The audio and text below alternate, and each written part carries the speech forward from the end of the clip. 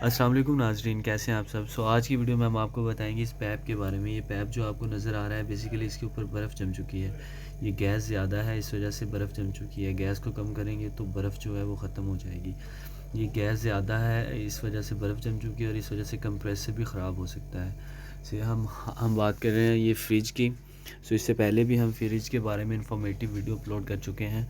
अगर आप वो देखना चाहते हैं तो काइंडली चैनल का विज़िट कर लें। और अगर हम गैस को कम कर दें तो ये फिर बिल्कुल नॉर्मल और फिट काम करेगा। ओके, ये हमने गैस को कम किया है तो इससे ये बर्फ़ भी कम हो चुकी है, देखिएगा।